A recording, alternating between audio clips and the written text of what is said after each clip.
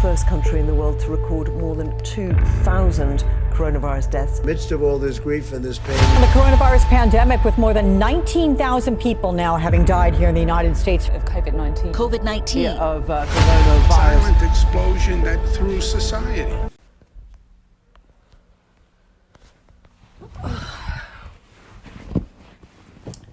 Coronavirus, you know. There is no doubt that it has changed everything. Let me see. March 9th, about a month and 3 days ago, I just found out about the online classes. I had spent a beautiful 60-degree day having lunch with my teammates and doing homework in the quad. Little did I know that within the next week, 7 days, I would have packed up all my stuff from room E219 in Bergoglio Hall at Sacred Heart University, and I would be all the way back in my home state of Minnesota.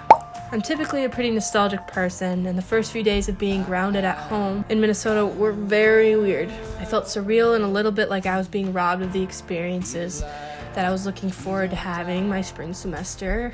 I mean, I'd had a great year with tons of experiences, new opportunities, firsts.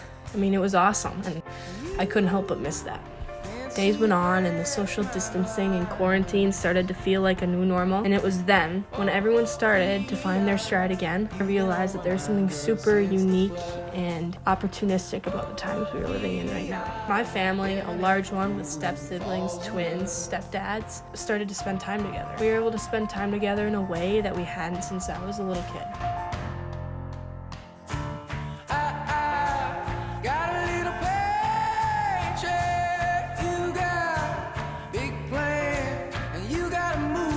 Even spending a very snowy, different Easter in Minnesota was awesome in a whole new way. The tomb is empty. Sin and death has been defeated once and for all. And I can't help but wonder how happy the worldwide dog population must be knowing that all their owners are at home right now. Come here! Oh, are you okay? Not only that, the experience was beginning to be humbling and inspiring. I wanted to embrace quarantine as an opportunity rather than a burden. Personally, I found a way to start working out regularly. Just went for a run, all sweaty. And with the help of my in-home basement workout studio that was made by my stepmom and my dad, I also found a way to get back to old hobbies.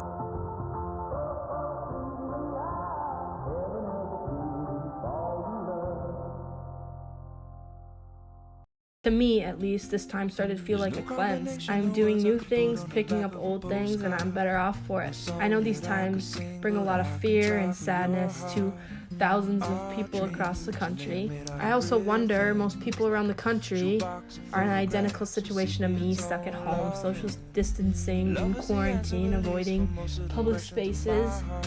So I wanted to figure out how others felt about it.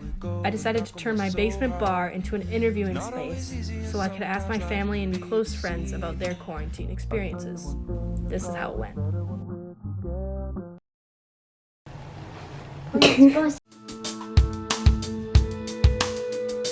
Alright, Gretchen, what has kept you busy in this quarantine? Recently, I've been making mess with family and friends, and I have been binge watching Netflix shows. What has this quarantine made you realize about yourself? It's made me realize that there's a lot more to life than just like going places. Like your family loves you and they're home for you. And bored. How has this coronavirus impacted your job? Well, it's impacted every aspect of my job. Oh, it's impacted my job pretty significantly. I'm an attorney, so I have to meet with clients. There's a lot lost when I interview clients over the phone as opposed to having them in person. Since I'm an attorney, I have to go back and forth between my kids' rooms to help them with school. And then it's really hard to keep your focus and keep my edge when I'm constantly interrupted. What's the best part about quarantine? More time with family, which has been actually really fun.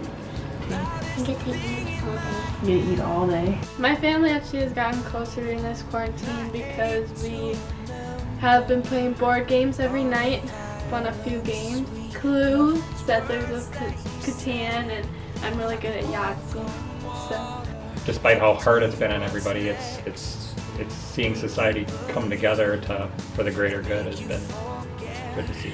I'm actually saving a lot of money too because I'm not shopping all the time. I think probably my biggest personal takeaway is that I'm not as much of an introvert as I thought I was. You know, when the quarantining first came around, I'd be like, big deal, I do everything by myself anyhow.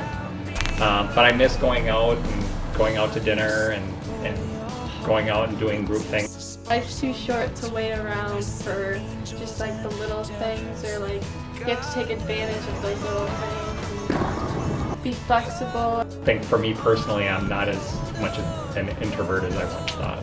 In 20 years, if someone asks you about the coronavirus, what would you say about it? I would say it felt like you were in a movie.